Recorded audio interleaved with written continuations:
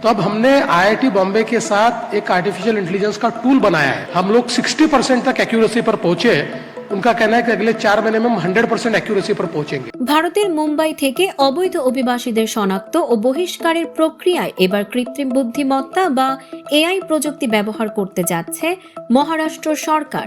বিশেষভাবে বাংলাদেশি ও রোহিঙ্গা অভিবাসীদের চিহ্নিত করতে একটি উন্নত এআই টুল তৈরি করা হচ্ছে বলে জানিয়েছেন রাজ্যের মুখ্যমন্ত্রী দেবেন্দ্র ফডনভিস।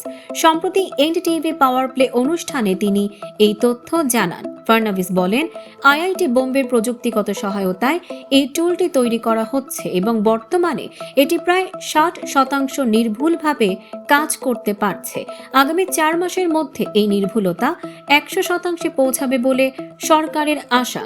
তিনি দাবি করেন, ইতোমধ্যেই মুম্বাই থেকে বহু অবৈধ অভিবাসীকে বহিষ্কার করা হয়েছে এবং এই প্রযুক্তি সেই প্রক্রিয়াকে আরও দ্রুত ও কার্যকর করবে। মুখ্যমন্ত্রীর মতে, একটি সুস্পষ্ট নেটওয়ার্কের মাধ্যমে অনেক অবৈধ অভিবাসী প্রথমে পশ্চিমবঙ্গে ঢুকে জাল নথি তৈরি করে, পরে মুম্বাই সহ ভারতের বিভিন্ন শহরে ছড়িয়ে পড়ে এবং সরকারি সুযোগ সুবিধা গ্রহণ করে। এ কারণেই তাদের শনাক্ত করা প্রশাসনের জন্য বড় চ্যালেঞ্জ হয়ে উঠেছে। তবে এই উদ্যোগকে ঘিরে বিদ্বেষের অভিযোগ উড়িয়ে দিয়ে ফডনভিস বলেন, মুম্বাইয়ে বসবাসরত বৈধ অমারাঠি ভাষাভাষী ও অন্যান্য রাজ্যের নাগরিকরা সম্পূর্ণ নিরাপদ। তার ভাষায়, এটি কোনো সম্প্রদায়ের বিরুদ্ধে নয়, বরং অবৈধ অনুপ্রবেশ ঠেকানোর একটি প্রশাসনিক পদক্ষেপ।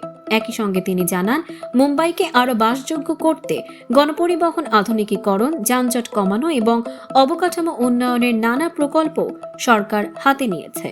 দর্শক, সাম্প্রতিক ও চমকপ্রদ সব খবর পেতে ফলো করুন আমাদের ফেসবুক পেজ CB24 টিভি এবং সাবস্ক্রাইব করুন ইউটিউব চ্যানেল CB24 অফিসিয়াল।